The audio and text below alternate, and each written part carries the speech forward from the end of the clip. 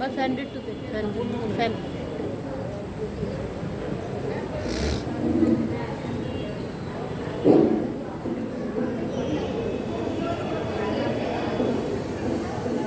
प्रणमो गुरुपादं श्री चैतन्य महाप्रभुं राधा सुदर्शनं कृष्णं भागवतं उपास्महे।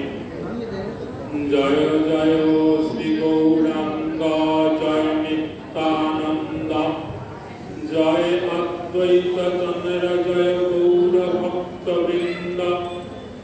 जक्षो प्रसादात् भगवद प्रसाद जक्षो प्रसादन्न गति कुतोऽपि ध्यायं त्वं तस्यो यशस्वी संघं वन्दे गुरुश्री चरणारविन्दं।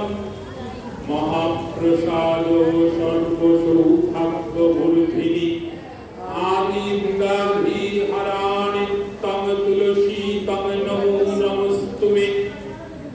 आनंद लीलामय विग्रहाय हे माधवीवंशवि सुंदराय तस्मै महाप्रेम रसप्रदाय चैतन्य चंद्राय नमो नमस्तुमे। नवीनां हेम गौरांगीं प्रवरणिर्वरं वृषभानुसुतं वन्दे कृष्णकान्ताशिरोमुनिं। वराहवीराभिरामं मृगमधुतिलकं कुण्डलाक्रान्तगण्डं पञ्चाक्षं भूकण्ठं स्मितशुभगमुखं स्नाधरे नस्तवेणुं। श्यामं शान्तं त्रिभङ्गं रुचिकरवसनं भूषितं वैजयन्ता वन्दे वृन्दावनस्थं युवतिशतप्रियं ब्रह्म गोपालवेशम्। कृष्ण करुणा सिन्धो दीनबन्धु जगत्पते गोपेश गोपिकाकान्त राधाकान्त नमस्तुते। तप्त काञ्चन गौराङ्गी राधे वृन्दावनेश्वरी वृषभानुसुते देवी ताके नमामि हरिप्रिये। वृन्दावनं गुरुं वन्दे कृष्णं कमललोचनं। जय राधा सुदर्शनं देवं राधा गोविन्द विग्रहं मम मानस तामस नाशकरं। जय राधा सुदर्शन देहपदं वंशाकल्पतरुभ्यश्च कृपा सिन्धुभ्य एव च पतितानां पावनेभ्यो वैष्णवेभ्यो नमो नमः। जय रूप सनातन भट्ट रघुनाथ श्रीजीव गोपाल भट्ट दासी रघुनाथ এই ছয় গোসাইর করি চরণ বন্দন। যাহা হইতে বিঘ্ন নাশ অভিষ্ট পূরণ। সব শ্রোতা বৈষ্ণবের করি নমস্কার। সবে কৃপা করে চরণ ধুলি দেহ মস্তকে আমার। হরে কৃষ্ণ কৃষ্ণ কৃষ্ণ হরে হরে হরে রাম রাম হরে হরে। নিতাই গৌর সীতানাথ প্রীতি প্রেমানন্দে।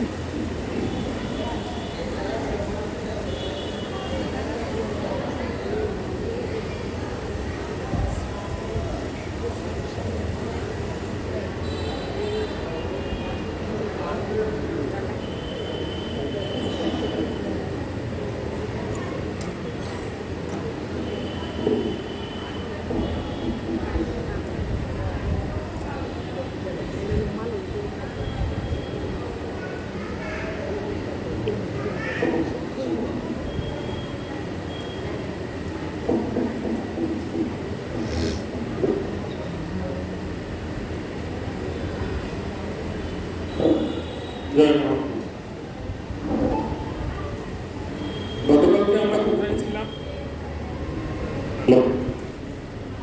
হ্যালো, আমরা ছিলাম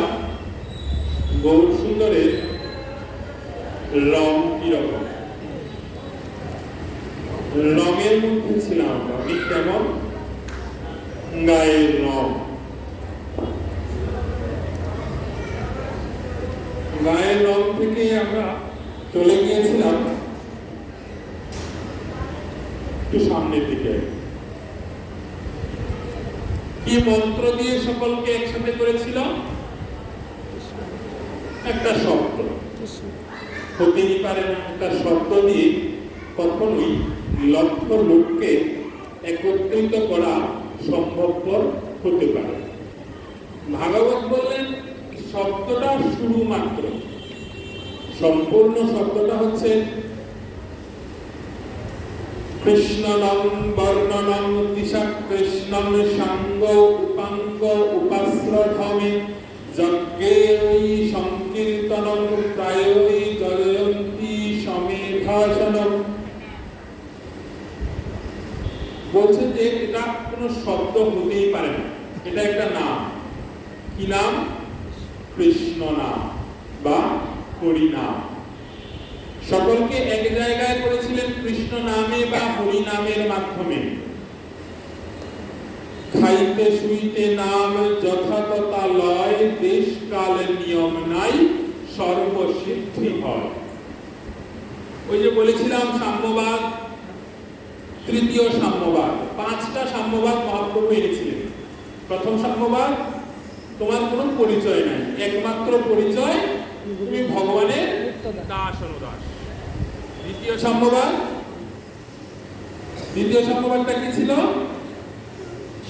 মানুষে মানুষের বিভেদ থাকবে না।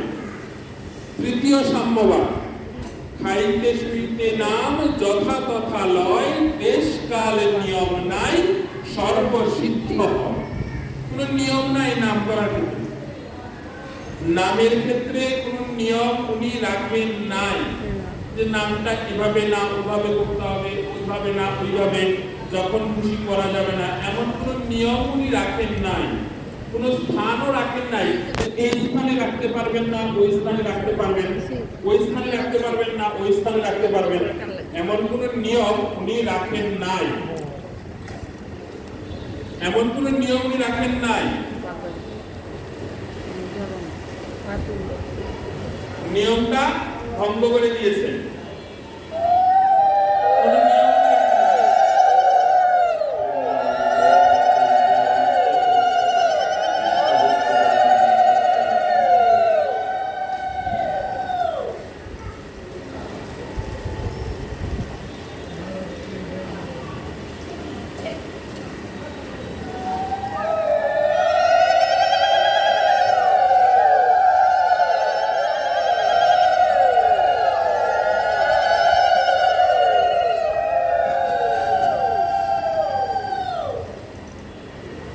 শুদ্ধ বলো অশুদ্ধ বলো, যেমন করে পারো বলো, তবুও কৃষ্ণ নাম বলো। তিনি এই কথাটাই বলে গিয়েছিলেন যে নাম করো, নামের বিকল্প কোনো কিছু হতেই পারে না। যখন খুশি তখন বলো, শুদ্ধ বলো অশুদ্ধ বলো, মন থেকে শ্রদ্ধা ভক্তি আসছে না নামে, তারপরেও বলো, তারপরে বলো। যেমন করে পারো বলো, একটা মাত্র নিয়ম বললেন, যেমন করে পারো বলো। এতে করে যতটুকু ক্রিয়া হবে তার থেকে ভালো তারই শ্রীকৃষ্ণ নাম শ্রদ্ধয়াভি লবয়ক্ষতে। সাধারণ পরিমাণ শ্রদ্ধাও যদি তোমার নামের প্রতি থাকে, এই নাম তোমার সর্বস্ব দিয়ে দেবে। তুমি যা চাও তাই পাবে এই শ্রদ্ধার সহিত নাম করলে, যার বিকল্প কোনো কিছু হতে পারে না। বিকল্প কোনো কিছুই হতে পারে না। একটা মাত্র সূত্র দিলেন যে অল্প শ্রদ্ধার সহিত করা উচিত। নাম তো তার নাম, জগতের প্রভু, তার নামটা অশ্রদ্ধার সহিত করা ঠিক নয়। ওই একটাই মাত্র কথা উনি বলেছেন সাম্যবাদের মধ্যে, চতুর্থ সাম্যবাদের মধ্যে ওই একটা কথাই উনি বলেছেন। আর কোন নিয়ম রাখেন নাই। বিনা নিয়মে অনেক অনেক যুগ, অনেক বছর একটা ঘোড়াকে লাগাম দিয়ে বেঁধে রাখা হলো। লাগাম ছিলেন তো, ঘোড়ার দড়ি দিয়ে যে বাঁধা রাখা হয় নাকের মধ্যে আংটার মতো করে, ঘোড়াটাকে বেঁধে রাখা হলো। অনেকদিন পর এই ঘোড়াটা একজন কিনে দিল, কি দিয়ে? প্রেম। কিনে নিয়ে ঘোড়ার লাগামটা কেটে দিল।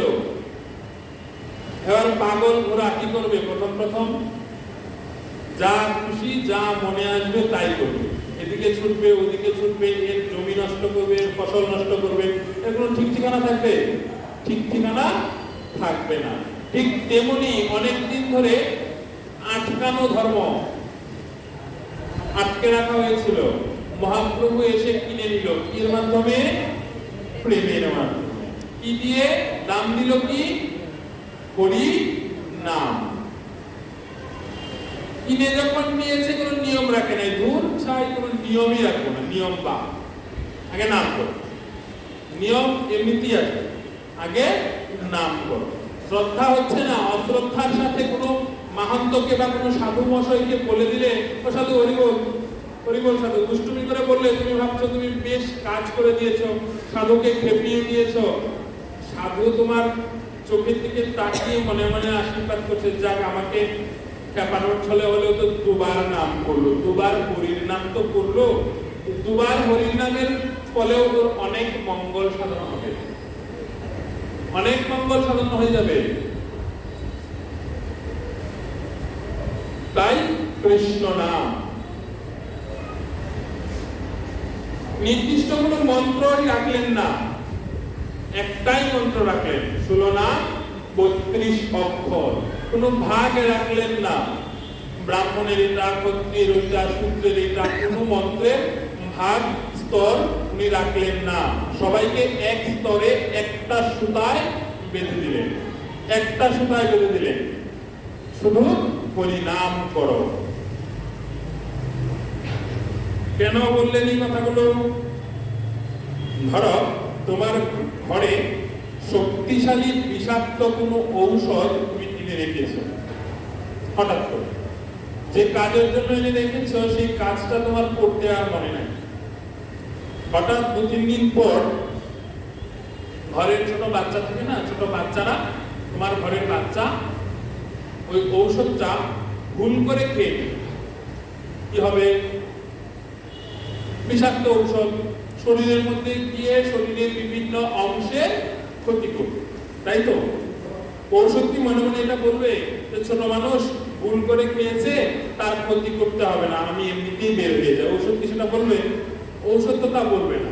ঠিক তেমনি কৃষ্ণ নাম, কৃষ্ণ কথা বা হরি নাম, হরি কথা ততটাই শক্তিশালী, যা তোমার মনের মধ্যে একবার যদি ঢুকে পড়ে তাহলে তোমার মঙ্গল ছাড়া অমঙ্গল কোনো কিছু করবে না।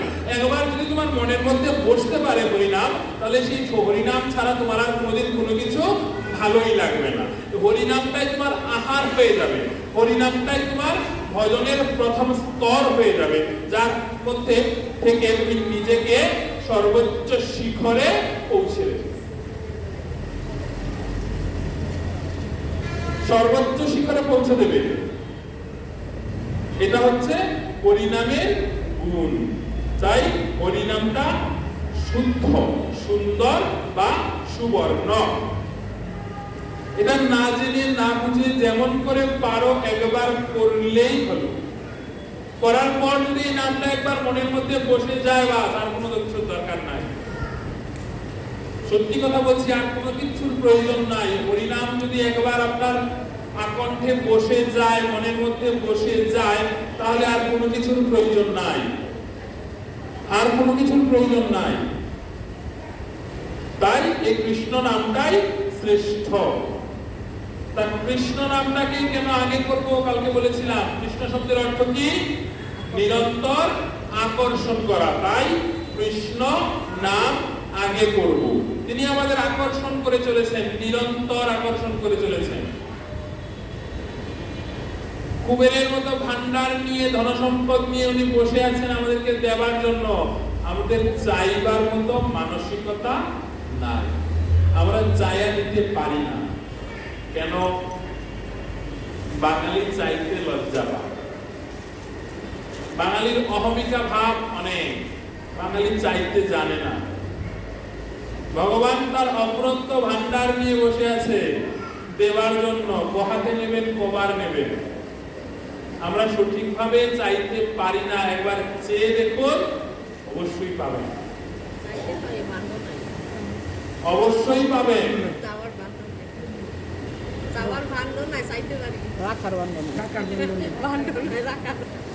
রাখার ভাণ্ড আছে, সবকিছুই আছে।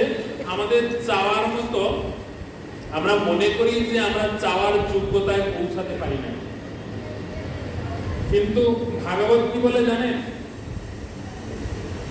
ভুল কারা করে, বড়রা না ছোটরা? ভুল কারা করে, বড়রা না ছোটরা? ছোটরা। এবার ভগবান বড় না আপনি বড়? অবশ্যই ভগবান বড়। আমি যদি না চাইতে শিখি, তাহলে আমার ভুলটা ভগবান ধরে দেবেন কি করে? চাইতে অবশ্যই হবে। পাত্রটা এমনিতেই এসে যাবে, কোথায় রাখবো সেই পাত্রটা অটোমেটিক আসবে। চাইতে হবে এমন করে, এই ভগবান আমার টাকা লাগবে, দিয়ে দাও, দেবে? কখনো সম্ভব? কখনো দেবে না। হ্যাঁ দেবে, এমন করে চাইলেও দেয়, দেয় নাই কি? মায়ের ভক্ত দেয় নাই? মাকে নিজে খাইয়ে তারপর খাওয়াতো, মাকে দেয় নাই? মা দেয় নাই তাকে? রামপ্রসাদকে দেয় নাই? দিয়েছিল। ওই জায়গায় নিজেকে পৌঁছাতে হবে। তারপর তার সামনে বসে দেহ মন পবিত্র করে তার চরণে দুপোটা চোখের জল ফেলে দেখো, দেয় না না দেয়। না দিয়ে বসে থাকতেই পারবেন না, না দিয়ে বসে থাকতেই পারবেন না উনি। আমরা হচ্ছি বোকা, এই সংসারে বাস করছি, সংসারে মায়ার মধ্যে থেকে মায়াকে ফাঁকি দিতে পারছি না। মায়াকে কাজে লাগাচ্ছে, মায়া আমাদের কাজে লাগাচ্ছে। কালকে বলেছিলাম মন কোথায় থেকে কোথায় চলে যায়। একটা মন দেশের সরকার পাল্টাইতে পর্যন্ত চলে যায় মুহূর্তের মধ্যে। স্বামীজি দুর্গাপ্রসন্ন ঠাকুর মহাশয় বলেছেন অন্তত 3 ঘন্টা সিংহাসনে বসতে হবে জপ করার জন্য, অন্তত 3 ঘন্টা, এর কম হবে না। এর কম যদি কেউ করেন তাহলে ফাঁকি দিচ্ছেন। কাকে ফাঁকি দিচ্ছেন গো? নিজেকেই নিজে ফাঁকি দিচ্ছেন, অন্য কাউকে ফাঁকি দিচ্ছেন না, নিজেকে নিজে ফাঁকি দিচ্ছেন। মাঝখান থেকে আটকে গেল গুরুদেব। আমার কি অধিকার ছিল ওনার থেকে আমার কর্ণে অমৃত সুধা নেওয়ার? যদি রাখতেই না পারে নিলাম কেন? আমি যদি রাখতেই না পারি নিলাম কেন জোর করে? সেই আহারটাকে আমি সঠিকভাবে রাখতে পারতেছি না। তাই কৃষ্ণ, কিছু বলতে হবে না, শুধু কৃষ্ণ বলো। ইহা হইতে সর্বসিদ্ধি হইবে সবার, সর্বক্ষণ বল ইথে বিধি নাহি কোয়া। আমাদের কয়টা বিধি? আমাদের 2টা বিধি, নিজ বিধি বা প্রথম বিধি, আরেকটা পরবিধি।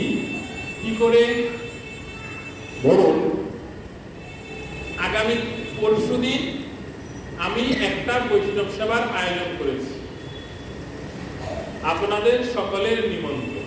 এই সত্যি কথা না, কিন্তু তোমরা আবার কি পরশুদিন আমার বাড়িতে চলে যাও?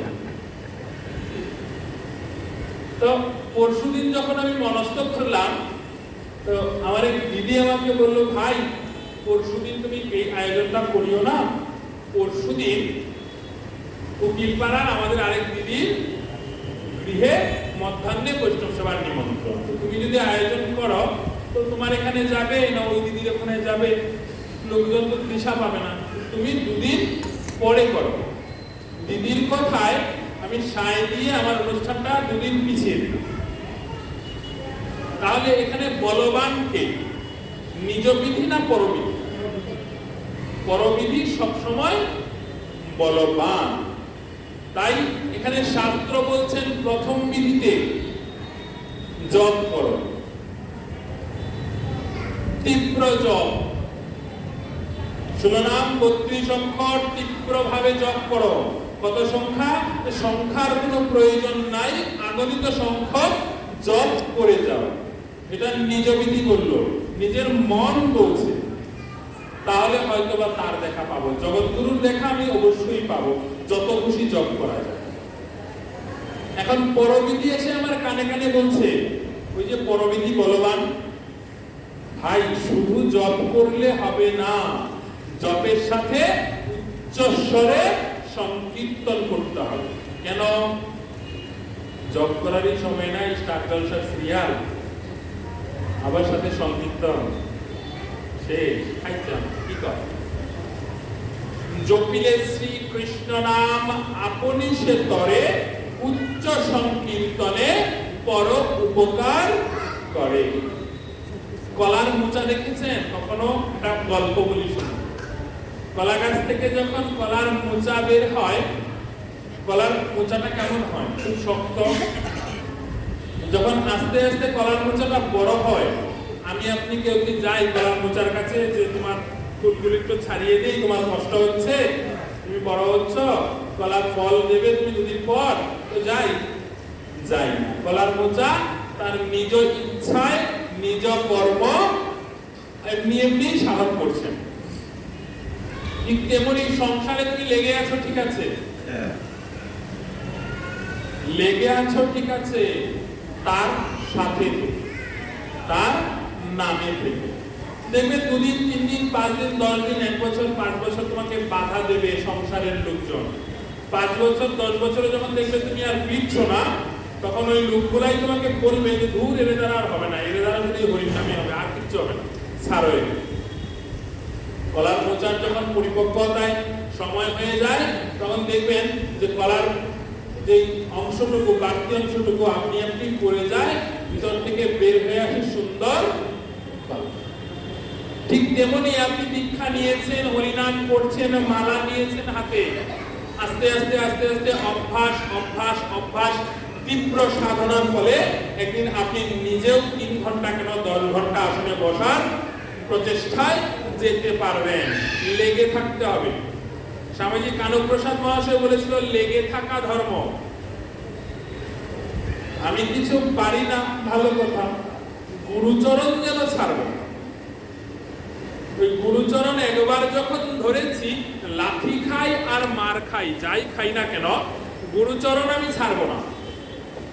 ধরেছি যখন, প্রভু তোমাকে একবার, এতদিন পর তোমাকে আমি ছাড়ব না, মৃত্যু হোক আর যাই হোক, তোমার চরণ আমি ছাড়ব।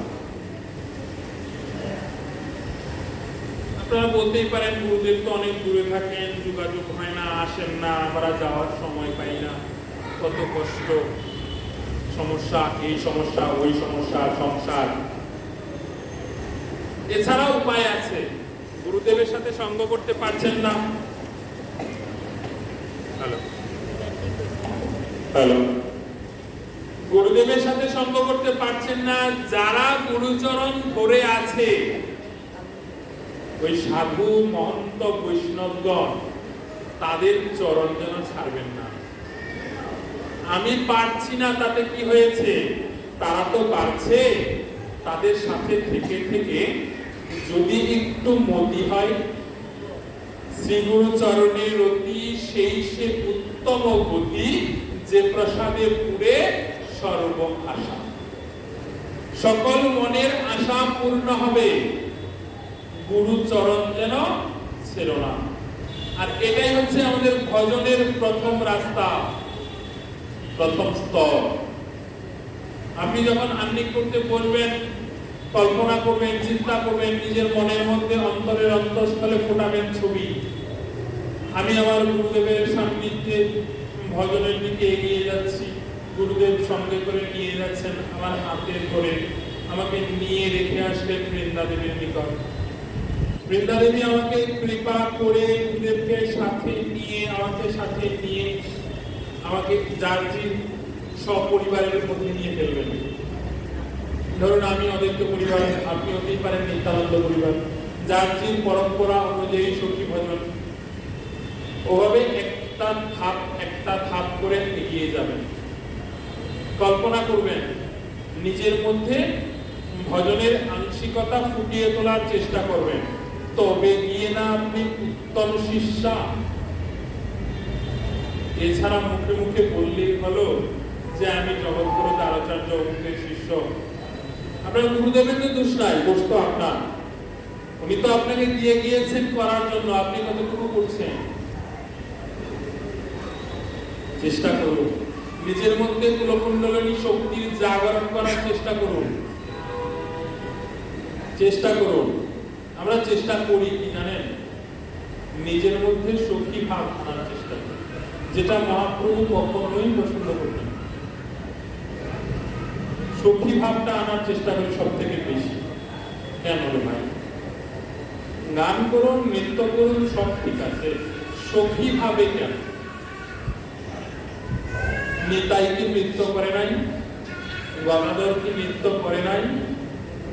অদ্বৈত প্রভু কি নৃত্য করে নাই? 14 বছর 6 মাসে যখন উপনয়ন হলো মহাপ্রভুর, উপনয়নের পর গুরুদেবের কাছে গিয়েছেন ঈশ্বরচন্দ্র পুরী। ঈশ্বরচন্দ্র পুরী বলল, গৌর, তোমার পুরী যাওয়া দরকার, জগন্নাথ দর্শনে। প্রথমবারের মতো পুরী যাচ্ছে। তখন তো দুর্গম রাস্তা, কাশী থেকে পুরী কতটুকু দূর? অনেক দূর। কাশী থেকে পুরী পায়ে হেঁটে রাস্তা, দুদিকে বাবলা বন, বাবলা কাটা, বড় বড় কাটা বাড়ির মধ্যে পড়ে থাকতো। যারা আগে গিয়েছেন আজ থেকে 10, 12, 15 বছর আগে, তারা বলতে পারবেন বৃন্দাবনে কি পরিমাণ বাবলা কাটা ছিল। এখনো আছে, কম। যারা 10-15 বছর আগে গিয়েছেন তারা জানেন কি পরিমাণ বাবলা কাটা ছিল। গোবর্ধন পরিক্রমা করার সময় কতটুকু পরিমাণ বাবলা কাটা পায়ের মধ্যে ঢুকতো। আর এখন তো গাড়ি দিয়ে চলে যায়, অট্টালিকা হয়েছে। বৃন্দাবন কংক্রিটের দেয়ালে ভরে যাচ্ছে, আগের বৃন্দাবন নাই। ঈশ্বরচন্দ্র পুরী বললেন, গৌর, তোমার পুরী যাওয়া দরকার, জগন্নাথ দর্শন। দীক্ষার পর গুরুগৃহে আসতে হয়, ভগবান দর্শন করতে হয়, শ্রীবিগ্রহ দর্শন করতে হয়। তখন তো পুরী শ্রীক্ষেত্র ছিল, এখনো আছে শ্রীক্ষেত্র, যেতে হবে। গৌর বলছেন, গুরুদেব, আমি তো পুরী চিনি না। স্বাভাবিক, 14 বছরের একটা ছেলে নাই চিনতে পারে। দায়িত্ব পড়লো অদ্বৈত প্রভুর হাতে। সীতানাথ, আপনাকে যেতে হবে গৌরকে নিয়ে। সীতানাথ তো মহা খুশি, যেতে পারলেই তো খুশি। গৌর সাথে থাকলে কোথায় না যেতে খুশি হবে? সকলে চললো, পার্শ্বদগণকে সাথে নিয়ে গৌর চললো। সবার অগ্রে সীতানাথ, অদ্বৈত প্রভু। আমাদের এখানে একটা পদ আছে, নারীতে দিয়া হাত নাচে শান্তি পুরোনা, কমরে দাঁড়ি দিয়া হাত নাচে শান্তিপুরেরও না। সীতানাথের বাড়ি শান্তিপুর, শান্তিপুরের নাচ প্রধান হচ্ছেন অদ্বৈত প্রভু। যে জায়গায় আমরা বাঙালিরা সর্বশ্রেষ্ঠ ভুলটা করেছি। কি ভুল? পদে কৃষ্ণদাস কবিরাজ বলেছেন, দাড়িতে দিয়া হাত নাচে শান্তিপুরেরও না। আমরা এই দাড়িটাকে বলে দিয়েছি শস্য কুম্ভ, অবাঞ্ছিত গৌ। এই দাড়ি গৌ এখানে ধরে সীতানাথ প্রভু নাচছেন। সংস্কৃতের এটাই হচ্ছে সমস্যা, বাংলার সাথে মিল নাই। সংস্কৃতের দাড়ি শব্দের অর্থ কি এটা আমরা কয়জন জানি? সংস্কৃতে দাড়ি শব্দের অর্থ হচ্ছে থুতনি। নাচের অনেকগুলো ভঙ্গিমা হয়, অনেকগুলো স্টেপ হয়, একটা মুদ্রা হয়। দাড়িতে দিয়ে হাত, থুতনিতে হাত দিয়ে এই জায়গাটা লাগিয়ে তারপর উনি নৃত্য করছেন। একবার থুতনিতে হাত দিচ্ছেন, একবার কোমরে হাত দিচ্ছেন। এই দাড়িতে দাড়িতে করতে করতে আমরা এই দাড়িটাকে সাদা করে দিয়েছি।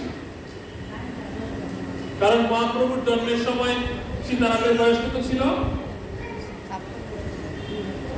52 বছর। 52 বছর হয়েছে। 52 বছর নিঃসন্দেহে বুড়া, থুরথুরা বুড়া। কিন্তু ভুল। নবদ্বীপে ভারতবর্ষের যত আদি বিগ্রহ মন্দিরে যাবেন, নবদ্বীপ সমাজবাড়ি বা নিতাইবাড়ির মন্দির, সমাজবাড়ির মন্দিরে যাবেন, গিয়ে দেখবেন নিতাই গৌর সীতানাথ, একই অঙ্গ ত্রিধামূর্তি, কৈশোরাদি সদাবরণ। মহাপ্রভু কৈশোর পর্যন্ত বরণ করেছিলেন, এরপরে আর বরণ করেন নাই। বাল্যকাল, তারপর পৌগণ্ড, তারপর কৈশোর, এই পর্যন্তই উনি বরণ করেছেন, এরপরে আর বরণ করেন নাই। কৈশোরটা পর্যন্তই বরণ করেছেন, এরপরে আর বলেন নাই, স্বীকারই করেন নাই।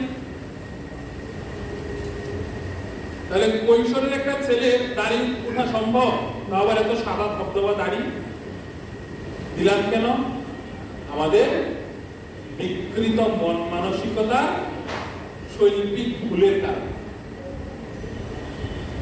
শৈল্পিক ভুলের কারণে এ হচ্ছে আমাদের একটা সমস্যা। আমরা বলি আরে, বুঝি আরে, শুনি আরে, এ হচ্ছে প্রবলেম।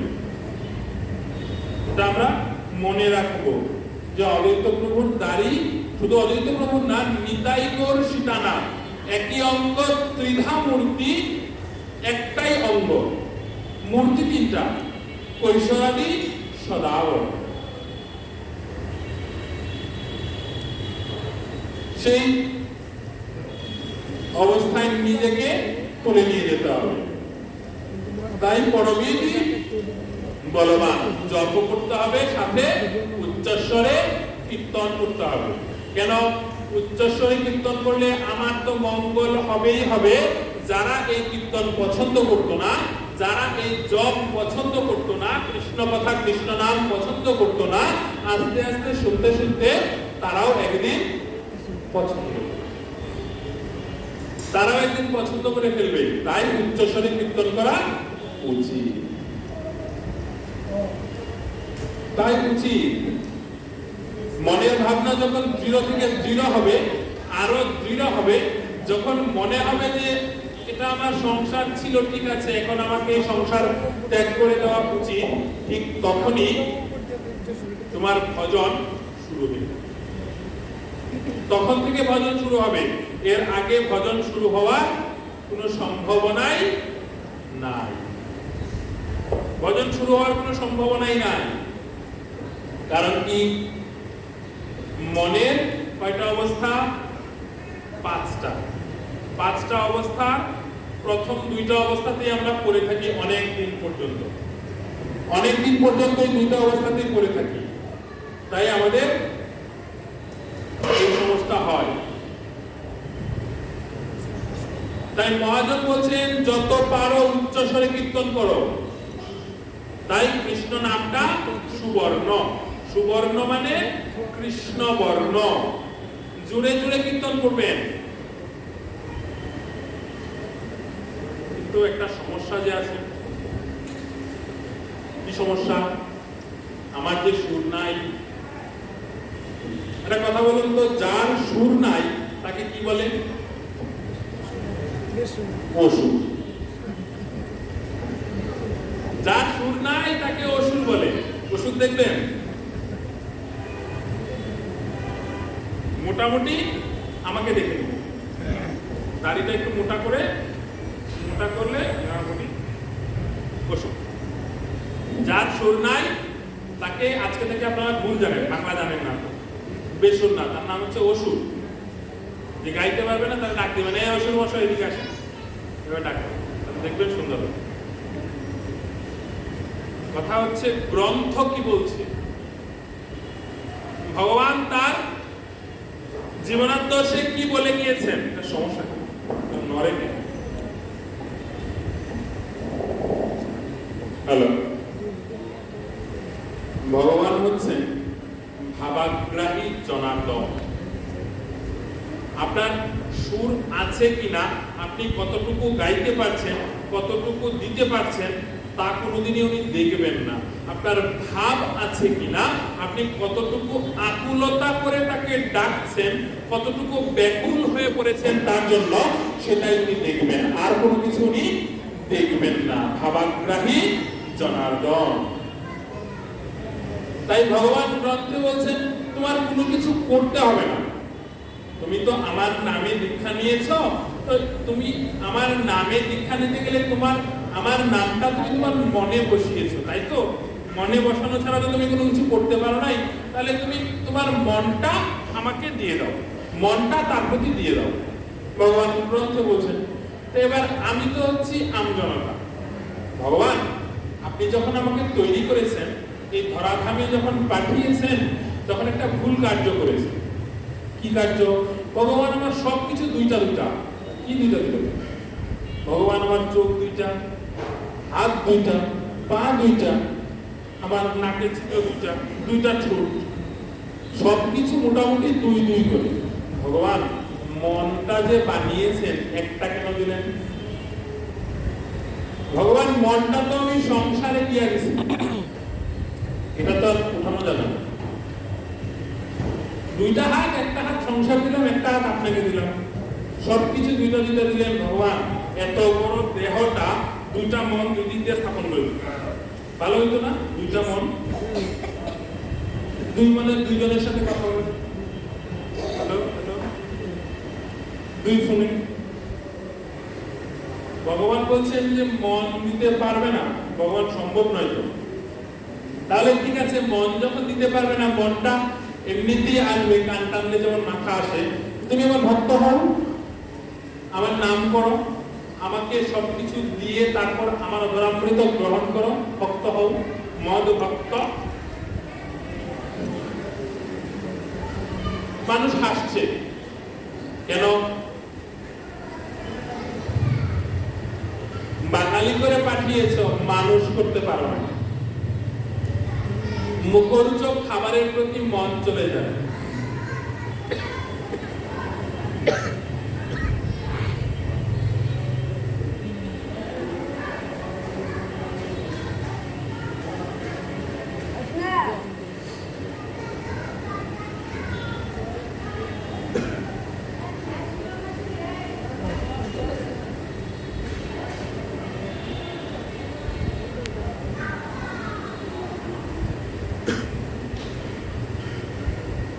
মুখরোচক সবকিছুর প্রতি মন চলে যায়।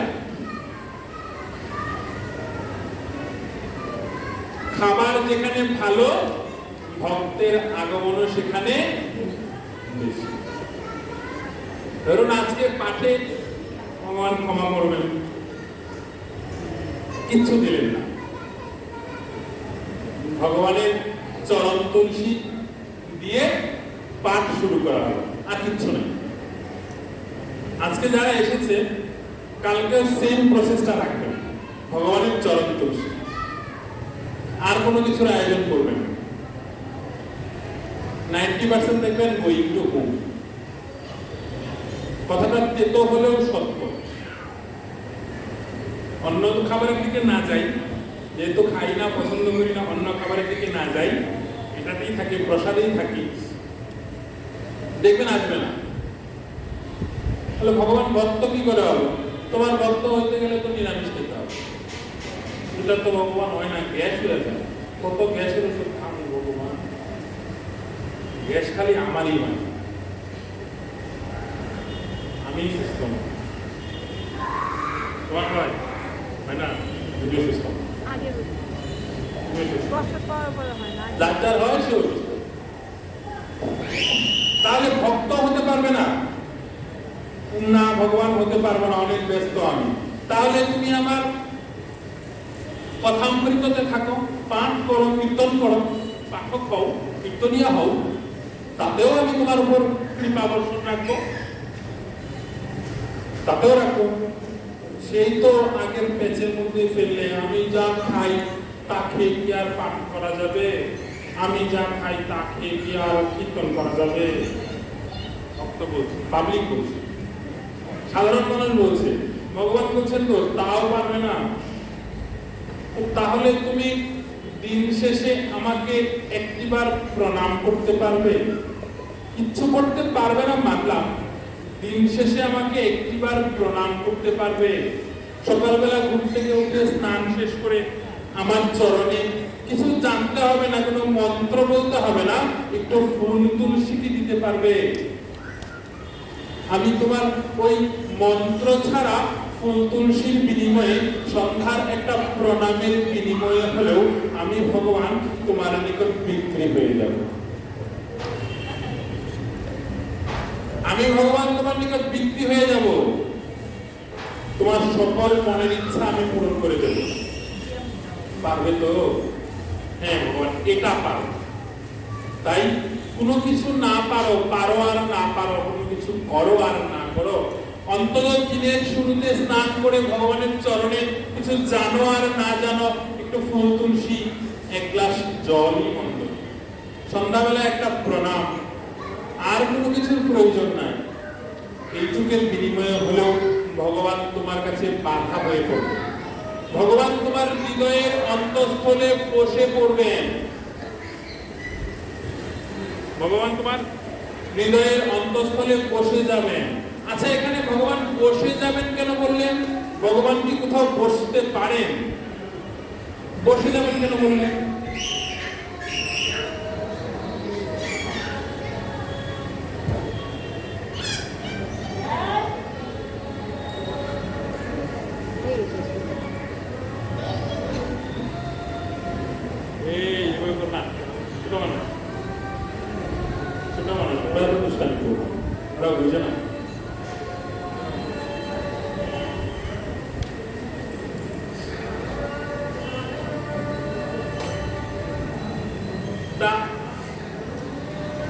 ভগবানকে কি বসা যায়? বসানো যায়? ভগবানকে বসানো যায় না। তাহলে কথাটায় ভুল আছে। কথাটা কি হবে? তোমার ওই একটু প্রণাম এবং একটু ফুল তুলসীর কারণে ভগবান তোমার হৃদয়ে বাধা পড়ে যাবে। এবার বলো, ভগবানকে কি বাধা যায়? বাধা যায়? বাধা যায় না? যায় না বাধা? কিভাবে বলো? দড়ি দিয়া, শিকল দিয়া, কাঁচা দিয়া? ভুল। প্রেম ভালোবাসা দিয়ে ভগবানকে কোনোদিন বাঁধতে কেউ পারে না। একমাত্র শুদ্ধা ভক্তি ব্যতীত কেউ কোনোদিন ভগবানকে বাঁধতে পারবেন না। যত প্রেমেই দেখান না কেন, যত ভালোবাসাই বাসেন না কেন, কোনো লাভ নেই। তাহলে ভগবান এখানে বসবেন না কেন বলছেন? সরাসরি কেন বলছেন বাধা পড়ে যাবে? কেননা এই যে আমরা পাঠের আসলে বসেছি, গতকালকেও বসেছিলাম, আজকেও বসেছি, আগামীকালকেও যদি থাকি, ভগবান সঠিক সুস্থ স্বাভাবিক রাখেন, বসবো। আমরা বসছি, তাহলে ভগবান কেন বসবেন? কথা হচ্ছে আমরা এখানে কতক্ষণ বসবো? 1 ঘন্টা, 2 ঘন্টা, 5 ঘন্টা, 10 ঘন্টা, এরপর একটা না একটা সময় আমরা উঠে চলে যাব নিজ গৃহে। যদি বলা হতো আজকে আমরা এখানে যতজন বসেছি, একজনের সাথে আরেকজনকে দড়ি দিয়ে বেঁধে রাখা হবে এবং দড়ির 2 প্রান্ত থাকবে 2 মাথায়, একটা ওই কোণায় একটা ওই কোণায়, কেউ কে ধরতে পারবে না, 2টা কোণা, তাহলে কি আপনি যেতে পারবেন বাড়িতে? তখন কি হবে? যিনি বেঁধেছেন উনি যতক্ষণ না পর্যন্ত বাঁধন ছাড়াচ্ছেন, আমি এই বাঁধন ছেড়ে যেতে পারবো না। ঠিক তেমনি ভক্ত যখন ভগবানকে নিজ হৃদয়ে বেঁধে ফেলবেন, কিসের দ্বারা? শুদ্ধা ভক্তির দ্বারা। যতক্ষণ পর্যন্ত তার হৃদয়ের অন্তঃস্থলে এই শুদ্ধ ভক্তির অবস্থান, ততক্ষণ পর্যন্ত ভগবান তার হৃদয়ে বাধা পড়ে যাবেন, যেতেই পারবেন না। ভগবান ভক্ত হৃদয়ে বাধা পড়ে যান। কেমন করে? একটা গল্প বলি, ভগবানকে কি করে বাধা যায়। কোন এক সময় একটা মন্দিরে, দূরের একটা মন্দিরের সংকীর্তন হচ্ছে। সংকীর্তন হচ্ছে, পাশে ভক্ত সেবার আয়োজন করা হয়েছে, অগণিত সংখ্যক লোকজন আসছেন, ওখানে প্রসাদ পাচ্ছেন, আবার নামে আসলে গিয়ে বসছেন, সব ঠিক আছে। একবার এক সাধু এসেছে ওই প্রোগ্রাম। প্রথম বছর আসলো, সাধু দেখে সাধুর খুব খারাপ লাগলো। ছোট ছোট বাচ্চারা তরি তরকারি খেতে পারে না, ঝাল লাগে, বাচ্চাদের জন্য কিছু করা প্রয়োজন।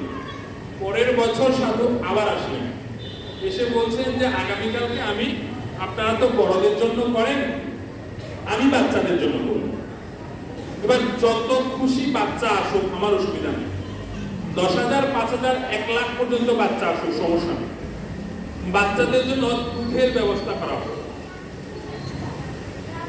কয়েক মন দুধ বড় বড় গামলায় করে ঢালা হলো, আগুনে দেওয়া হলো গরম করবার জন্য।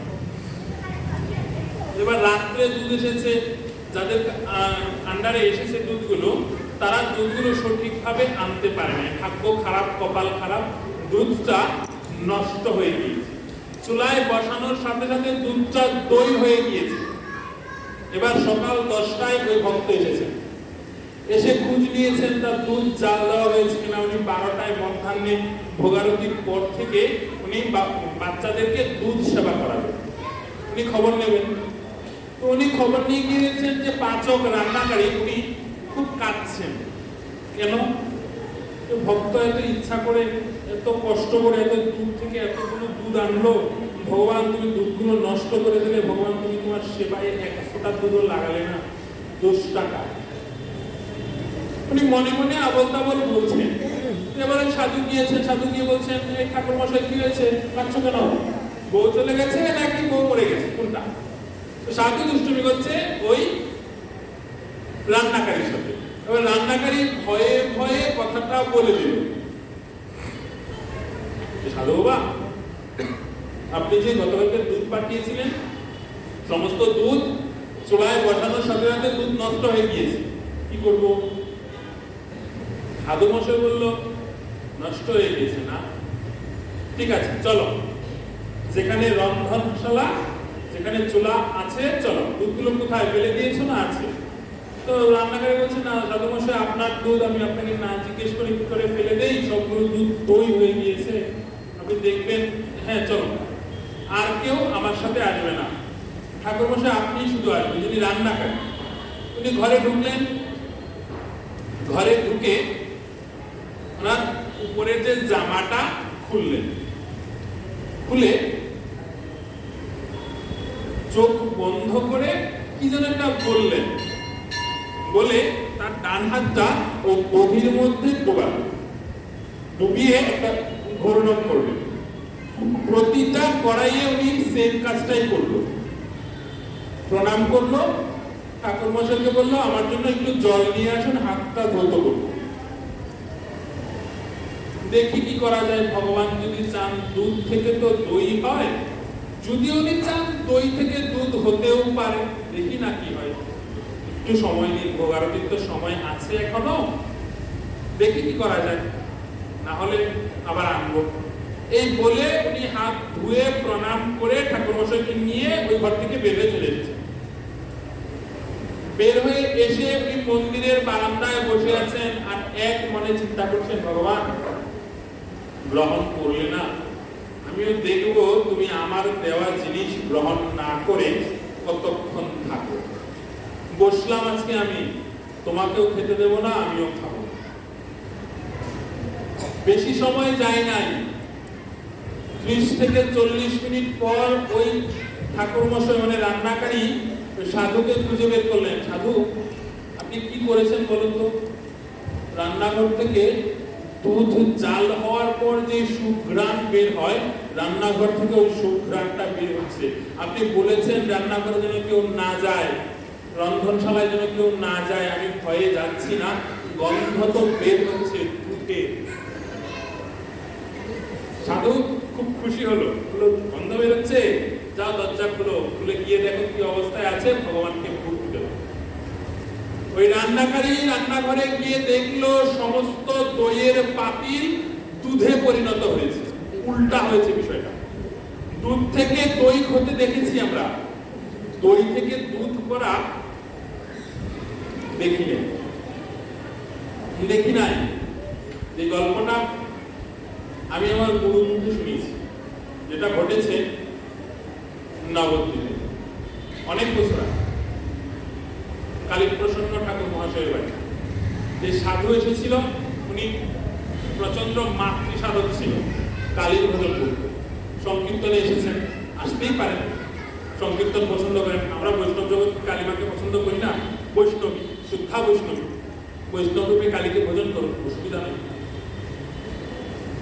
অসুবিধা নাই। যারা তান্ত্রিক ভজন করেন তারা তাদের মতো করবেন, আপনি বৈষ্ণব মানুষ বৈষ্ণব রূপে কালীকে ভজন করুন, সমস্যা নাই। কাত্যায়নী ভজন ছাড়া আপনি কৃষ্ণ ভক্তির লাভই করতে পারবেন। কাত্যায়নীর ভজন 1 বছর করেছিল বলেই গোপীরা কৃষ্ণের দর্শন পেয়েছিল। 1 বছর। কেমন করে করেছিল? দামোদর মাসে আমরা যেমন করে প্রসাদ পাই হবিষান্নের মতো, এমন করে 1 বছর পেয়েছিল। তারপর কাত্যায়নী পূজা করেছিল কার্তিকের শেষ পূর্ণিমা। কাত্যায়নী পূজায় কাত্যায়নী দেবী গোপীদের আশীর্বাদ করেছিল কৃষ্ণ মুক্তি হোক। এরপর গোপিকাদের সামনে এসেছিল কৃষ্ণ, এর আগে আসে নাই। রাগ করেছিল, রেগে গিয়েছিল, রেগে গিয়েছিল। এই যে আপনি বলছেন যে আপনি কালীকে পছন্দ করেন না, শিবকে পছন্দ করেন না, একটা কথা জেনে রাখুন, হরকে ডিঙিয়ে হরের ভজন, হরির ভজন কখনোই সম্ভবপর নয়। হরকে অতিক্রম করে হরির ভজন করা সম্ভবপর নয়। আপনি আপনার মন্ত্রের প্রথম থেকে শেষ পর্যন্ত প্রতিটা মন্ত্রের মধ্যে হরকে স্মরণ করছেন। কি করে? নম কেশবায় নম, আচমন শুরু করলেন, বা নম বিষ্ণু, বা যে যা বলো। এই যে নম বলছেন, নতে কে? এই দন্তন্নতে কে? নারায়ণ। মতে কে? মহাদেব। এই এই নম। তাই যদি শুদ্ধা ভক্তির আবির্ভাব আপনার মনের মধ্যে হতে পারে, তাহলে আপনি ভগবানকে বাঁধতে পারবেন। যদি বাঁধতেই না পারতো, তাহলে দই কি করে দুধ হলো? দই কি করে দুধ হলো?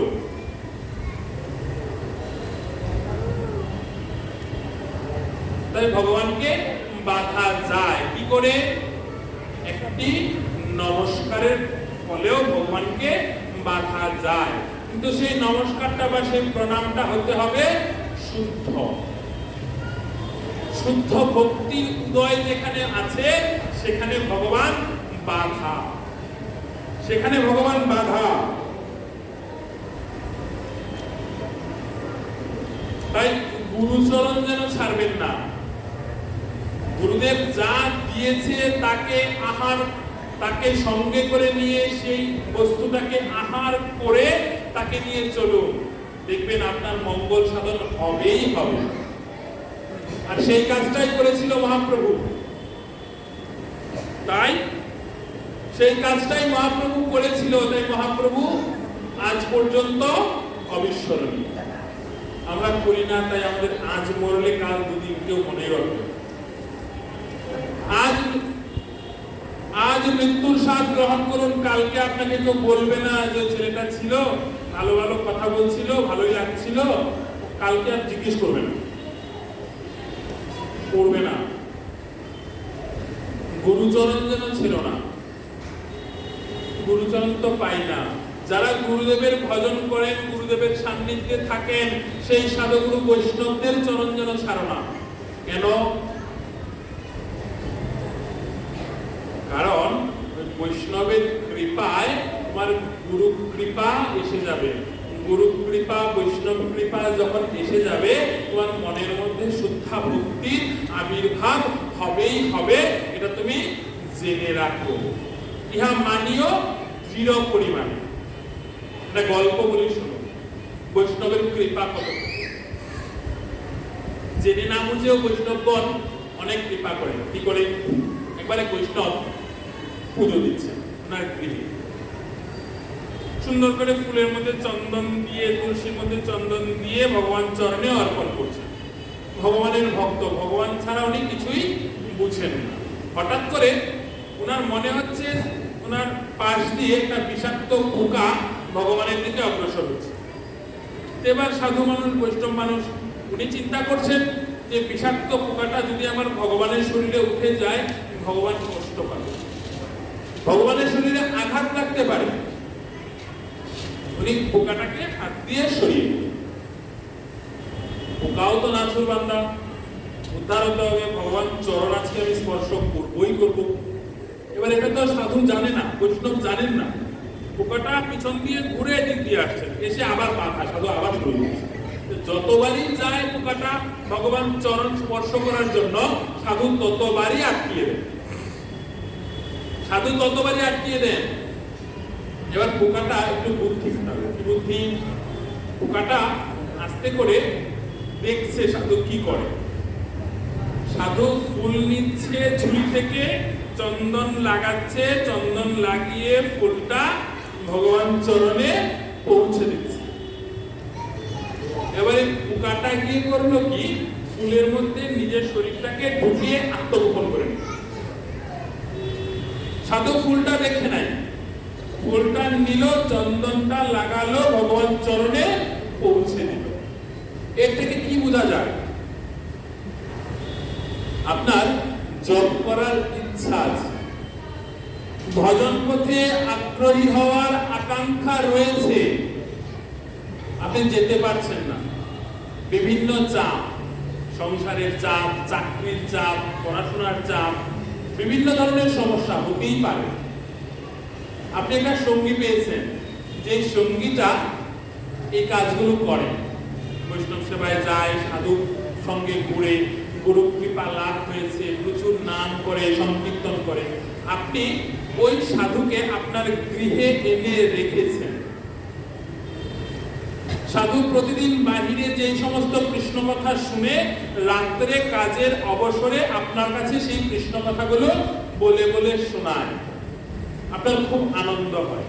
আমি যেতে না পারি, আমি তো এমন একজনের সঙ্গী পেয়েছি, এমন একজনের সঙ্গ আমি করছি, এমন একজন আমার গৃহে অবস্থান করছেন যে কিনা প্রতিদিন এই কাজগুলো করে।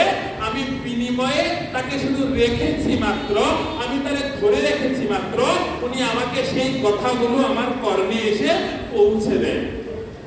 লাভ কি হচ্ছে? ওই আসরে না থেকেও আপনি ওই আসরের সমপরিমাণ গুণ বা সমপরিমাণ ফল ঘরে বসে ওই সাধুর মাধ্যমে, ওই বৈষ্ণবের মাধ্যমে অর্জন করে নেন। তাই বৈষ্ণবদের নিন্দা করবেন না। অনেক অপরাধ রয়েছে, তার মধ্যে বৈষ্ণব অপরাধ সব থেকে বড় অপরাধ, দ্বিতীয় বড় অপরাধ। প্রথম অপরাধ হচ্ছে নামাপরাধ। নাম অপরাধ সব থেকে বড়। নাম করতে করতে ভুলভাল কথা বলি, আরেকজনের সাথে ভুলভাল বিষয় নিয়ে কথা বলি। চেষ্টা করবেন হাতে জপের মালা থাকা অবস্থায় কথা যতটুকু কম বলা যায়, না বলাটাই ভালো। এটা নাম অপরাধ হয়ে যাবে। দ্বিতীয় বৈষ্ণব অপরাধ। বৈষ্ণবদের চরণে অপরাধ করে নিলে সেই অপরাধ খণ্ডন করা যায় না গো, সে অপরাধের খণ্ডন হয় না। কৃষ্ণ রুষ্ট হলে গুরু রাখিবারে পারে, গুরু রুষ্ট হলে কৃষ্ণ রাখিবারে নারে। গুরুদেব যদি একবার রুষ্ট হয়ে যান, বৈষ্ণব যদি একবার রুষ্ট হয়ে যান, আপনার ভজন যা করেছেন সমস্তটাই বৃথা। যা করেছেন, যতটুকুই করেছেন, ধরুন অনেক পরিমাণ করেছেন, সমস্তটা তার চরণে বৃথা হয়ে গেল। যা করেছেন এতদিন সমস্তটাই বৃথা হয়ে গেল। তাই কখনো বৈষ্ণব চরণে অপরাধ করবেন না। আর এই নিরন্তর সুবর্ণ কৃষ্ণ নাম, পরিশেষে এইটুকুই বলবো, জপাত সিদ্ধি, জপাত সিদ্ধি, জপাত সিদ্ধি নিরন্তরম, নিরন্তরম হি কৃষ্ণ নাম শ্রদ্ধয়া হি লবয়ভ্যতে। জপ করুন, প্রচুর জপ করুন, আরো জপ করুন, নিরন্তর জপ করে যান। শুধুমাত্র মনে রাখবেন, মনের মধ্যে যেন শ্রদ্ধা ভক্তিটা সঠিক জায়গায় থাকে, শ্রদ্ধাটা যেন তার থেকে না সরে যায়। গুরুদেবের দিকে যেন আমার মনটা অশ্রদ্ধার দিকে না যায়, সেটা মনে রেখে জপ করবেন। দেখবেন অবশ্যই জপে মঙ্গল হবে। একবার আমার এক দাদু হন, নাম বললে আপনারাও চিনবেন। 108 প্রভুপাদ মুরারি মোহন দাস বাবা। আমি ওনার সঙ্গ অনেক করেছি, ওনার আমার জীবনে ওনার আশীর্বাদের কথা আমি ভুলতে পারবো না, কখনোই না। ওনার অবদান আমার জীবনে আমি যা পেয়েছি ওনার নিকট হতে আমি ভুলতে পারবো না। অস্বীকার করার রাস্তা আমার কাছে নেই। জিজ্ঞাসা করেছিলাম, দাদু সম্পর্ক নিয়ে আমার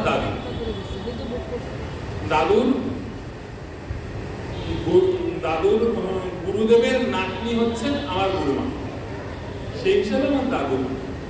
দুষ্টুমি করতাম, দাদু আমাকে খুব আদর করতো। দাদুকে একবার জিজ্ঞেস করেছিলাম, দাদু গুরুদেব বলেছেন প্রতিদিন যেন 8 মালা সর্বনিম্ন করিত। আরো আগে তখন সবে দীক্ষা নিয়েছি, 2015 সালে দীক্ষা মাত্র নিয়েছি, প্রসাদ খাওয়া সবে আরম্ভ করেছি। দাদু জব কি করে করবো? জব করলে তো ঘুম পায়, প্রচুর ঘুম পায়, কি করবো? বসে ঘুমাই, দাঁড়িয়ে ঘুমাই, হাঁটতে হাঁটতে ঘুমাই, কি করবো? জব কি করে করে? দাদু তার সুন্দর উত্তর দিয়েছিল, জব হচ্ছে নিরন্তর স্বরূপ চিন্তা, নিরন্তর স্বরূপ চিন্তা। যুগল বিগ্রহের স্বরূপ চিন্তা হচ্ছে জপ। দাদু ছবি তো উঠে না, কি করবো? তুমি বলেছো নিরন্তর স্বরূপ চিন্তা, ঠিক আছে, তো আমি তো চোখ বন্ধ করলে দাদু স্বরূপ দেখতে পাই না। যুগল চরণ আমার মতো পাপী হৃদয়ে উঠে না, দাদু কি করবো? দাদু বলেছিল লেগে থাকো, আসবে, লেগে থাকো, ছেড়ো না, অনীহা এনো না, ধরে থাকো, কেন আসবে না? অবশ্যই আসবে। আজও এসেছে কিনা জানি না, লোক দেখানো ধরে রাখা, ধরে রেখেছি। আজও কতটুকু করছি জানি না, কতটুকু করতে পারবো তাও জানি না। দাদুর কথাটা মনে পড়লে এখনো ভালো লাগে। মহন্ত একজন, অনেকের জীবনে আনন্দ দিয়ে গিয়েছেন, আনন্দ সাগরে ভাসতেন। শেষ জীবনটা উনি উত্তন্ন নৃত্য করতে করতে চলে গিয়েছেন রাধারানীর কৃপায়। ওনার মতো বৈষ্ণব আমি দেখিনি। আমি আমার গুরু মুখে শুনেছি উনি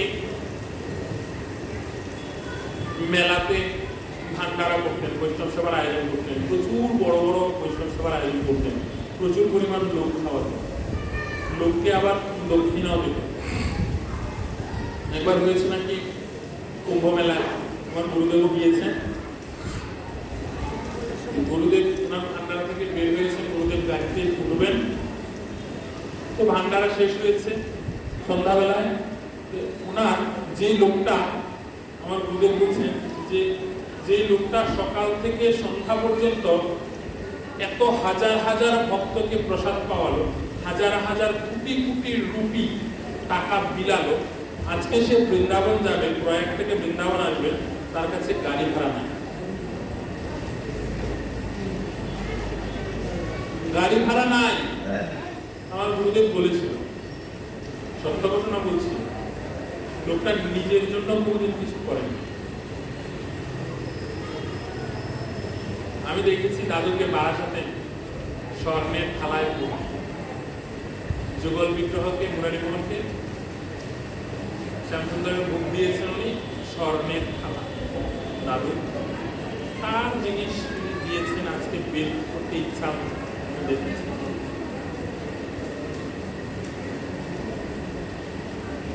ওনার অবদান আমি আমার জীবনে কোনোদিন ভুলতে পারবো না। বৈষ্ণব যদি হতে হয়, এমন বৈষ্ণব হও আমি দিনান্তিপাত করব তার নামে। দিনের শেষে আমি কি করে আমার গৃহে ফিরবো এটা উনি জানেন, আমার জানার দরকার নাই, আমার জানার দরকার নাই। সেই সুবর্ণ কৃষ্ণ বর্ণে নিজেকে বিলিয়ে দাও, নিজেকে বিলিয়ে দাও, নিরন্তর ইষ্ট নাম ইষ্ট মন্ত্র জপ করে চলো, তবে গিয়ে সবকিছুই সম্ভব। বৈরাগ্য বিদ্যা নিজ ভক্তি যুগ শিক্ষার্থ মেদত পুরুষ পুরাণ শ্রীকৃষ্ণ চৈতন্য শরীরধারী শ্রী কৃপাম বুদ্ধি যশ তমঃ প্রভদে কালাত অষ্টতম ভক্তি যুগম নিজয়ম প্রদূষকৃতম কৃষ্ণ চৈতন্য নামধারী আবির্ভূত তৈষ্যে পরমস্য বৃন্দে গারং গরং গয়ন্তি নিত্যায়গ চিত্তে বৃন্দতি হি বৃন্দঃ। একটা ব্যক্তি দাপরের শেষ ভাগ কলির শুরু জন্মগ্রহণ করেছেন দরিদ্র ব্রাহ্মণ পরিবারে জগন্নাথ মিশ্র এবং সচী মাতার গৃহে গর্ভজাত সন্তান, যিনি কিনা আমাদেরকে বৈরাগ্য বিদ্যা শিখাতে এসে উনি নিজে বৈরাগ্য বিদ্যায় ঢুকে গিয়েছেন।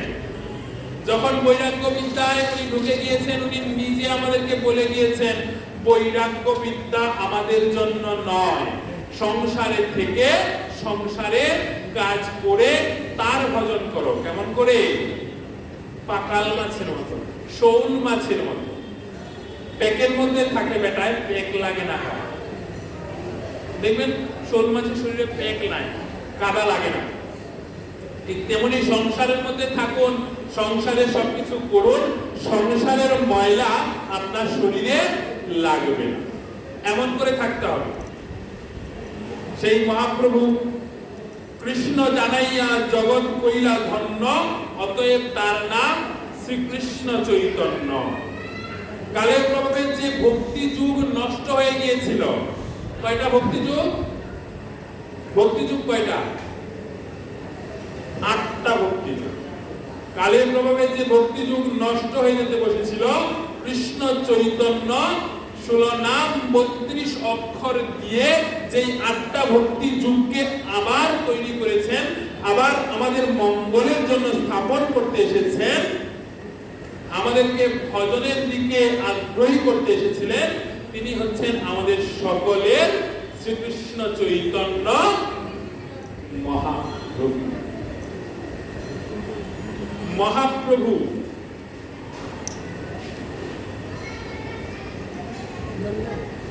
আমাদের সকলের উচিত ওই গৌর চরণে শরণাগতি লাভ করা। যেই মহাপ্রভু আমাদেরকে মঙ্গল করতে এসেছিল, তা সেই সোনার গৌর দেখতে কেমন? হেমাঙ্গ। কেমন তিনি? সুবর্ণ বর্ণ হেমাঙ্গ বরাঙ্গ চন্দনাঙ্গদি। হেম মানে সোনা, হেমাঙ্গ সোনার অঙ্গ, স্বর্ণ বিশেষ অঙ্গ, চাঁদের মতো মুখখানা। আসলে মহাপ্রভুর মুখটা কি সত্যি চাঁদের মতো ছিল? সত্যি কি চাঁদের মতো ছিল? চাঁদের মতো ছিল। তাহলে আমাকে একটা কথা বলুন তো, চাঁদ দেখতে কেমন? চেপটা, তাই তো? থালার মতো। এবার চিন্তা করুন তো, চেপটা থালার মতো একটা মুখ দেখতে ভালো লাগবে? আপনারা যে বলছেন মহাপ্রভুর মুখটা চাঁদের মতো, গ্রন্থ বলছেন এগুলো কল্পামিত কথা, কল্পামিত বাক্য। এই বাক্যগুলো বললে মনের মধ্যে আনন্দের উদ্রেক হয়, তাই এগুলোকে উপসম হিসেবে ধরা হয়েছে। তুলনা বিশেষ বাচক শব্দ, এগুলো আর কিছুই না। গৌরের রংটা কেমন? সোনার মতো রং। কিন্তু আমরা তো একটু আগে পড়েছি নিতাই গৌর সীতানাথ কি অঙ্গ ত্রিধা মূর্তি গৈশরাবি সদাবর। একটা অঙ্গটা কার থেকে এসেছে? স্বয়ং পরমেশ্বর ভগবান শ্রীকৃষ্ণ থেকে এই অঙ্গটা এসেছে। তাহলে কৃষ্ণের বর্ণ কি? কালো। কালো। তাহলে গৌর ফর্সা হলো কি করে? যদি একই অঙ্গ হয় তাহলে গৌর ফর্সা হলো কি করে? কালো অঙ্গটা কোথায় গেল? রাধা রাধা বাবু কালো অঙ্গটা রাধারানী ডেকে দিচ্ছে। তাহলে আমি যদি দেখি গৌর পুরুষ বেটা মানুষ, রাধারানী পাইল রাধা হ্যাঁ দুইয়ে দুয়ে এরকম তো পেঁচ আছে। স্কুলের মধ্যে তো অনেক পেঁচ গো। এত পেঁচ কেন রাধা কৃষ্ণের মিলিত আমি বলছি শুনুন। জিনিস ব্রজেন্দ্র নন্দন যেই শচীর সুত হইল সে। ব্রজের নন্দন কৃষ্ণ, কৃষ্ণের বর্ণ কালো, শচীর সুত মানে শচীর পুত্র গৌর, সেই যদি হয়ে থাকে তাহলে গৌরের রংটা তো কালো হওয়ার কথা, সাদা হলো কি করে? কোন এক সময় একটা গল্প বলি শুনুন। কোন এক সময় বৃন্দাবনের যুদ্ধ লেগেছে। শুনেছেন কখনো বৃন্দাবনের যুদ্ধ? শুনেন নাই? হায় হায়, অনেক বড় যুদ্ধ, মারামারি খুনখুনি অবস্থা। এত বড় যুদ্ধ যে কিনা মহাভারতের যুদ্ধকেও হার মানায়, যে কিনা রামায়ণের যুদ্ধকেও হার মানায়। ওখানে তো মানুষে মানুষে লেগেছিল। বৃন্দাবনের যুদ্ধ কার কার মধ্যে লেগেছিল জানেন? রঙে রঙে যুদ্ধ। ক্ষণ মুহূর্তে বৃন্দাবন কালচে নীল রং, বৃন্দাবনের আকাশ বাতাস ধুলি জায়গা প্রাসাদ সবকিছু কালচে নীলাভ করে দিচ্ছে। পর মুহূর্তে স্বর্ণবর্ণ এসে বৃন্দাবনের সবকিছু আবার স্বর্ণের করে দিয়েছে। এই স্বর্ণ হয়, এই নীল কালচে হয়, এই নীল কালচে হয়, এই স্বর্ণ হয়। রঙে রঙে হুড়াহুড়ি, বারে বারে যুদ্ধ। তা প্রভু যুদ্ধে জিতল কে? যুদ্ধে জিতল কে? যুদ্ধের রাধা বর্ণের জয়, স্বর্ণবর্ণের যুদ্ধ জয় হলো। তাই বৃন্দাবনে রাধে রাধে, তাই বৃন্দাবনে রাধে রাধে। আপনি যে জায়গায় যাবেন সেই জায়গার ধামে, সেই ধামের দেবতাকে সবসময় স্মরণ করতে হবে। বৃন্দাবনের প্রধানকে রাধা। বৃন্দাবনে ভগবান শ্রেষ্ঠ নয়, চুর বইলা কালী পুজো, নদী চোরা। কৃষ্ণকে এখনো ব্রজবাসীরা চুর বলে গালি দেয়, অকথ্য ভাষায় গালি দেয়। বিশেষ করে রাধাকুণ্ডের স্নানের আগের দিন রাত্রে গেলে এই গালিগুলো শোনা যায়। আপনার আমার দেওয়ার ক্ষমতাও হবে না, আজকে উঠবে ভয়। তারা সাধারণভাবে দিচ্ছে গালি, তাদের ঘরের সন্তান এত সুন্দর করে গালি দেয়। তারা রাধারানীকে খুব আদর করে। রাধাবরণের জয় হলো। রাধাবরণের স্রোত বৃন্দাবনকে ভাসিয়ে নিয়ে চলে যাচ্ছে। তীব্র স্রোত বইছে। রাধাবরণ বা স্বর্ণবর্ণে বৃন্দাবনের বন্যা হয়ে গেল। সেই বন্যায় নীলাভ কালচে বর্ণটা ভেসে গেল। একটা জিনিস খেয়াল করে দেখবেন, নদীতে যখন তীব্র স্রোত হয়, কিছু দূর পর পর নদীতে পাকের সৃষ্টি হয়, চক্রকারে ঘুরছে। তো ওই বৃন্দাবনে যখন ওই স্রোত বইতে লাগলো, স্বর্ণবর্ণের স্রোতে পাকের সৃষ্টি হলো। সেই পাকে নীলাভ নীল কালচে বর্ণটা ডুবে যেতে আরম্ভ করলো। কি বলছেন প্রভু? নীলাভ নীল বর্ণ তো কৃষ্ণ, কৃষ্ণ ডুবেই গেল। যাকে কিনা এত গ্রন্থ পূজা করছে, মহর্ষিরা যাকে ছাড়া চলতে পারছে না, যার একটা চোখের ইশারায় পৃথিবী ধ্বংস হয়ে যেতে পারে, তিনি কিনা সামান্য একটা স্বর্ণবর্ণের স্রোতকে ঠিক করতে পারলো না, হেরে গেল। সত্যি বলছি, হেরে গেল। হেরে শুধু যায় নাই, উনি ডুবেও গেল। প্রভু ডুবে তো গেলেন, উনি আর ভাসেন নাই।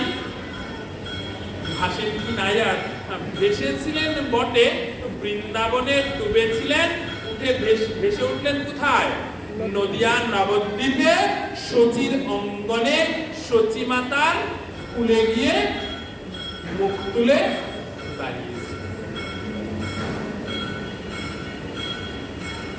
দাঁড়িয়েছিলেন। তা ভেসে উঠলে তুমি কি দেখলে শ্যাম? ভেসে উঠলে কি দেখলাম জানো? যে এই যে আমি যুদ্ধ করেছি স্বর্ণবর্ণের সাথে, স্বর্ণবর্ণের স্রোতে আমার যে বর্ণটা ডুবে গেল, যুদ্ধে হেরে গেল, জানো ওই স্বর্ণবর্ণের তীব্র স্রোতে, স্বর্ণবর্ণের আভরণে আমার গায়ের রংটা কুচকুচে নীল বর্ণ থেকে সুন্দর সোনালী বর্ণ হয়ে গেল।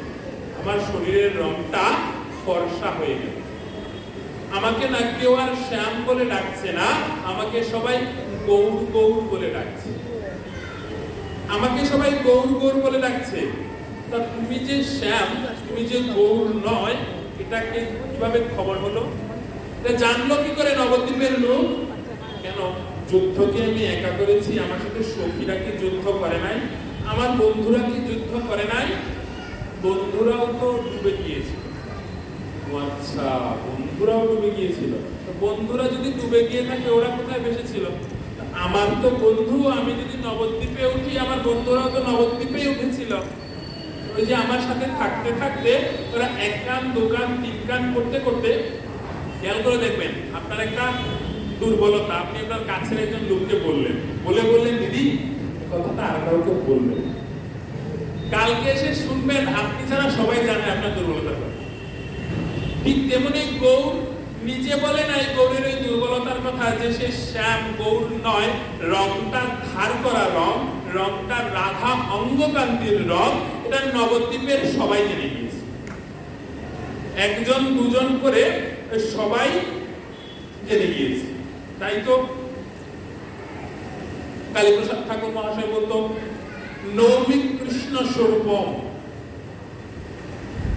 বলেছিল নামে মাত্র সন্ন্যাসী, মহা ইন্দ্র জালি, কাশীপুরের নাবিকা বেতার ভাব, কালী হও বেদান্ত পর, কালী হও বেদান্ত না পর, যাইও না তার পাশ, উচ্ছৃঙ্খল লোক সঙ্গে দুই লোকের হয় নাশ। তাই তো বলেছিল রূপ ধরতে কালী হয়েছিল, বেদান্ত কোনোদিনও পড়েন নাই, খুব উশৃঙ্খল জীবনযাপন করেছিল। সত্যি কথা তো, গৌর তার প্রথম জীবনে উশৃঙ্খল জীবনযাপন পালন করেন নাই। কালকে বলেছিলাম গঙ্গায় ঝাঁপ দিয়ে মুখের মধ্যে জল নিয়ে যারা ভজন করতো, জপ করতো, সাধু সন্ন্যাসীর উপরে মরা সাপ নিয়ে সাধুর গলায় পড়িয়ে দিত। উশৃঙ্খল জীবনযাপন। বেদান্ত কোনোদিন পড়েন নাই, তবুও বেদান্তের ঊর্ধ্বে উনি কালী রূপ ধরেছিল। নামে মাত্র সন্ন্যাসী, মহা ইন্দ্রজালী। কেন নামমাত্র সন্ন্যাসী? যে রংটা আমরা দেখছি গৌরের, সেই রংটা ধার করা রং। ধার করা রং, কৃষ্ণের রং কালো, রাধার রং ফর্সা, তাই ওই রংটা ধার করে তিনি সন্ন্যাসী হয়েছেন, নামমাত্র সন্ন্যাসী। মোটেও এই কথাটা বিশ্বাসযোগ্য নয় যে গৌর সন্ন্যাসী। যিনি সন্ন্যাসী, তিনি নারী দেহ স্পর্শ করবেন না, নারীর সামনে যাবেন না। গৌর স্বয়ং নারীকে সঙ্গে করে নিয়ে ঘুরেন। সন্ন্যাসী হলো কি করে? কালকে আমরা দেখবো উনি সন্ন্যাসী কি করে হলেন। আজকে এই পর্যন্তই রাখবো, আমাদের সময় স্বল্প, আমরা দ্রুত এগিয়ে যাচ্ছি। এখনো শরীরের বর্ণনায় আমরা যেতে পারি নাই, তারপর সে না ওনার অন্নপ্রাশন অনেক লম্বা বলা, অন্তত দৈনিক 2 ঘন্টা 2.5 ঘন্টা করে বললে 5 দিনে গিয়ে বলা যায়, 3 ঘন্টা করে বললে 3 দিনে বলা যায়। সময় নাই, ঠিক আছে আজকে এই পর্যন্তই রাখছি, যতটুকু পারা যায়। আগামীকালকে একটু আগে আসবেন, আজকে আমার একটু দেরি হয়ে গিয়েছে, কালকে একটু আগে আসবেন, কালকে একটু বেশি সময় বলবেন।